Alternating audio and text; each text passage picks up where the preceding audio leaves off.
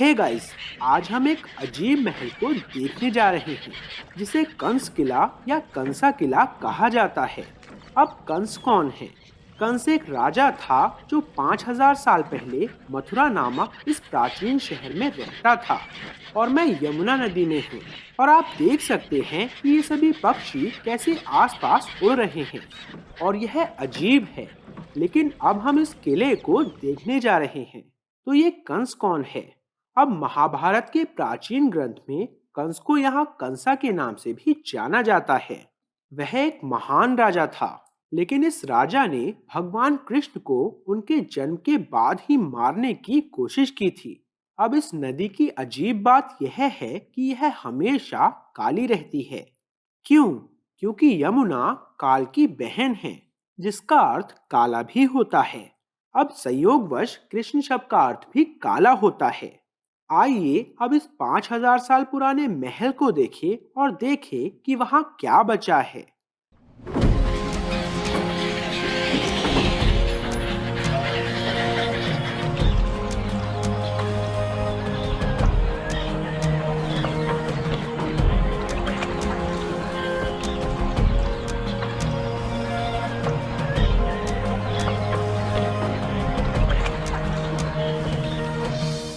तो आप कंस के उस विशाल किले को देख सकते हैं। आप बड़े विशाल किले के आकार की संरचना को देख सकते हैं, जो इन विशाल लाल रंग के पत्थर के ब्लॉक से बनी है।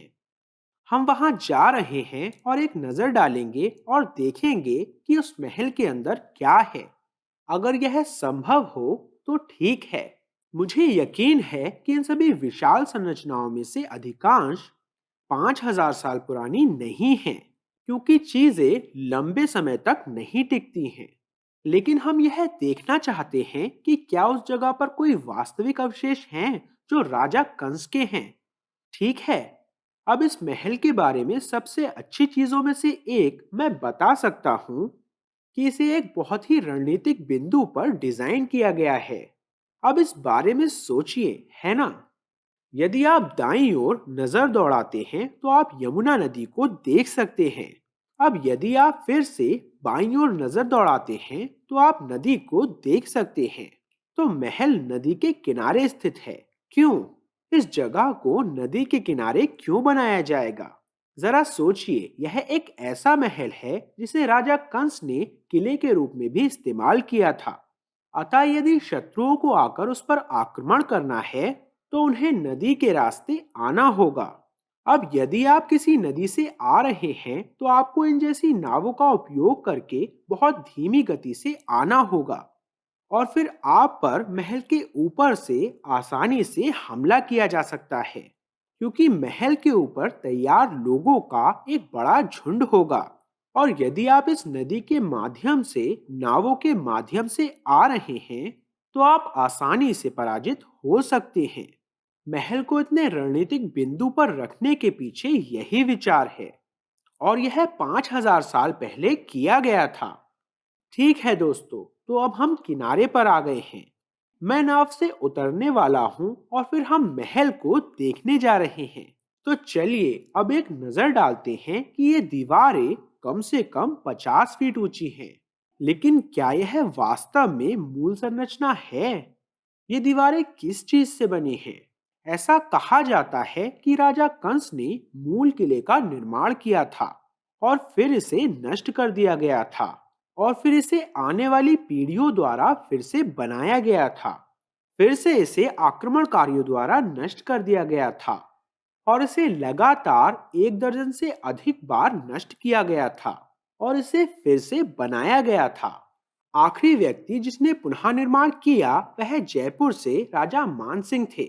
और कहा जाता है कि महल के शीर्ष पर उनके द्वारा बनाई गई कुछ महत्वपूर्ण चीजें हैं। आप वहां उन विशाल पत्थर के ब्लॉक्स को देख सकते हैं। वह मुख्य किला है और आप देख सकते हैं कि इन सभी ईंटों के साथ इसे कैसे बढ़ाया गया है। आप छोटी ईंटें और सामान देख सकते हैं। अब यहाँ आप देख सकते हैं कि ईंट की दीवारें फैली हुई हैं। अगर आप आगे बढ़ते हैं तो आप देख सकते हैं कि इन दीवारों पर पेड़ कैसे बढ़ रहा है। तो ये ईंट की दीवारें हैं। अब हम नहीं जानते कि ये कितनी साल पुरानी है। ठीक है, 500 साल के बीच कहीं भी हो सकता है। या शायद आप भी जानते हैं कि ये शायद हजारों साल पुराना है। ये ईंट की दीवारें। लेकिन अगर आप अंदर देखते हैं तो आप कुछ दिलचस्प देखते हैं। मुझे लगता है कि इस मामले में पेड़ हमें यह समझने में मदद कर रहे हैं कि क्या हो रहा है, क्योंकि हम अंदर और अंदर देख सकते हैं। हमें छोटी ईंटें नहीं दिखती हैं, लेकिन आप बड़े पत्थरों को देख सकते हैं। तो इस पत्थर के खंड को देखिए, यह एक विशाल पत्थर का खंड है। यह कोई ईंट नहीं बल्कि किसी प्रकार का विशाल लाल पत्थर है। तो आज मैं आपको क्या दिखाने की कोशिश कर रहा हूँ? ऐसा लगता है कि इसमें से अधिकांश बाहर से ईंट की संरचना है, लेकिन अंदर राजा कंस द्वारा उपयोग किए गए मूल पत्थर के ब्लॉक हो सकते हैं। और आप देख सकते हैं कि यह एक पूरी तरह से अलग तकनीक है ना? क्योंकि प्राचीन निर्माता हमेशा बड़े पत्थरों का इस्तेमाल करते थे, ईंटों का नहीं। ठीक है, हो सकता है कि उन्होंने कुछ क्षेत्रों में ईंटों का उपयोग किया हो, लेकिन हम यही करने जा रहे हैं। हम जा रहे हैं और शीर्ष पर चढ़ेंगे और देखेंगे कि क्या हमें और सामान मिल सकता है। चलो चलें। मैं सीढ़ियों से ऊपर जा रहा हूँ और यह पूरी जगह बंदरों से भरी हुई है। और हम किले के शीर्ष पर जाने वाले हैं और हमें वहां कुछ सबूत मिल सकते हैं। तो मैं महल के शीर्ष पर हूँ और आप देख सकते हैं कि यह हमारी अपेक्षा से बिल्कुल अलग है, क्योंकि वहां कुछ भी नहीं है। आप देख सकते हैं कि वहां वास्तव में कुछ भी नहीं है। क्यों? क्योंकि इसे कई बार तोड़ा गया था, इसलिए। लेकिन आइए देखें कि क्या हमें यहाँ प्राचीन सामान का कोई निशान मिल सकता है। यहाँ अधिकांश सामान वास्तव में इन ईंटों द्वारा बनाया गया है। मुझे लगता है कि ये ईंटें शायद लगभग 500 साल पुरानी होंगी। लेकिन आप इन विशाल पत्थर के ब्लॉक्स को भी देख सकते हैं। अब इस संरचना को देखें और आप इसकी तुलना इस संरचना से कर सकते हैं।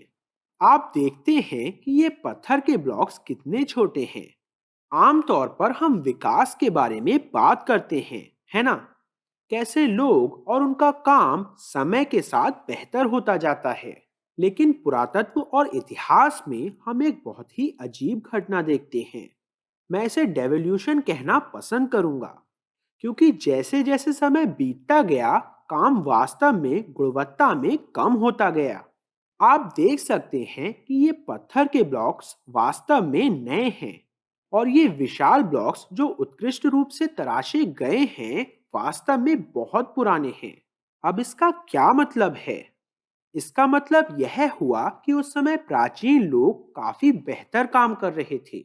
तो यह संभव है कि यह एक मूल प्राचीन संरचना का हिस्सा था और ये सभी नए जोड़े गए हिस्से हैं। और आप इंटरलिविंग देख सकते हैं।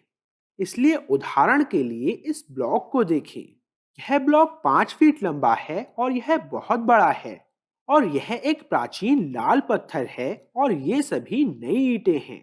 तो आप इस ब्लॉक को यहाँ और फिर इस ब्लॉक को यहाँ देख सकते हैं। उन्हें यहाँ क्यों रखा गया है ना? ये दो पत्थर के ब्लॉक्स एक विशाल प्रवेश मार्ग का हिस्सा रहे होंगे। ये यहाँ मौजूद रहा होगा और जैसे जैसे लोगों ने इसे बार बार ध्वस्त किया, अन्य समूहों, शायद हिंदू समूहों ने उन्हें नई ईंटों के साथ बहाल करने की कोशिश की। तो यही कारण है कि आप नई संरचनाओं का एक संयोजन देखते हैं, जो कि वे ईंटें और पुरानी संरचनाएं भी हैं। आइए चलते रहें और देखें कि हमें और क्या मिल सकता है।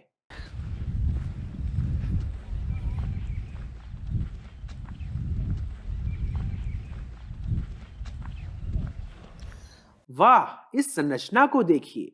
यह बहुत अजीब है दोस्तों। यह बहुत दिलचस्प है।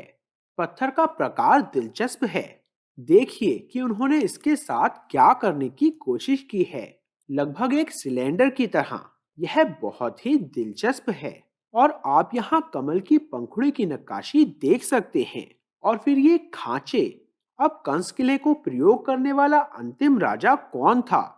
मानिए या ना मानिए, इतने समय के विनाश के बाद इस स्थान का उपयोग करने वाले अंतिम राजा राजा मान सिंह थे।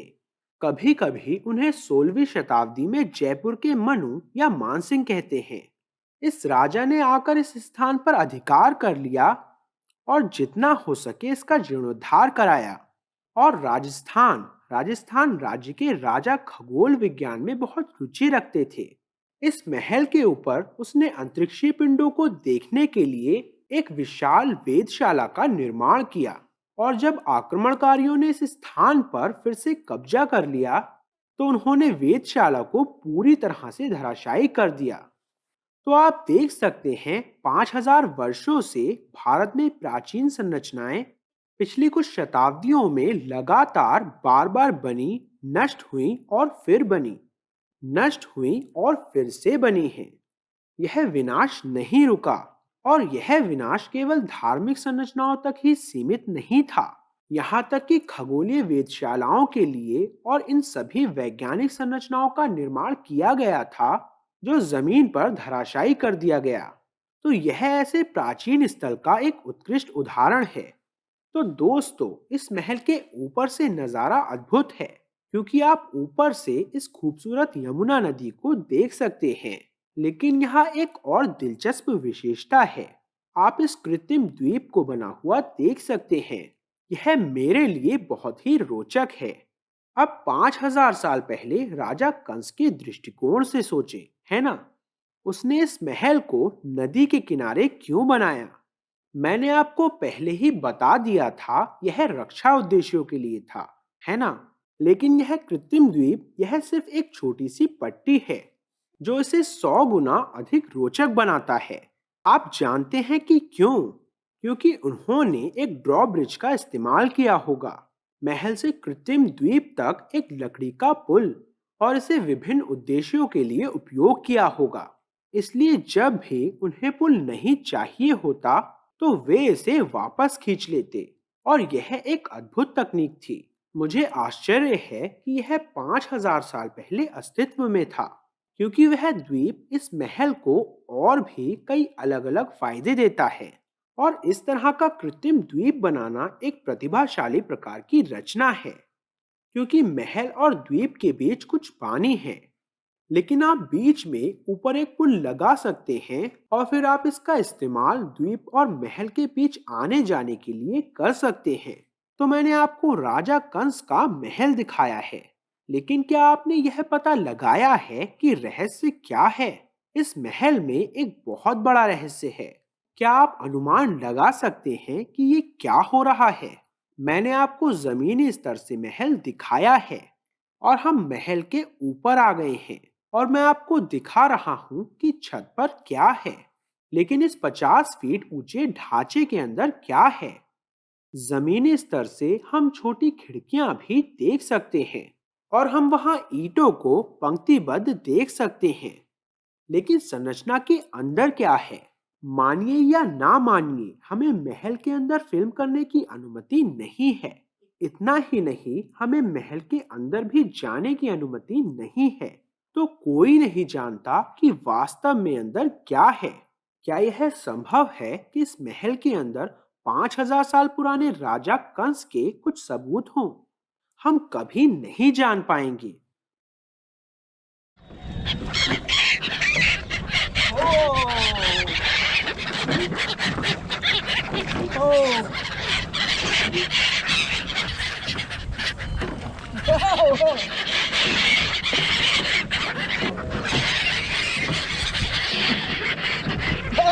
On this side. Oh!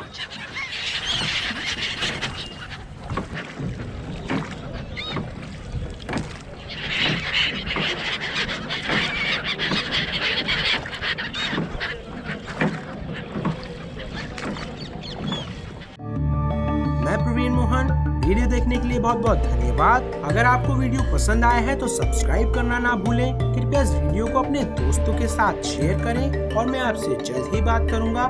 Bye.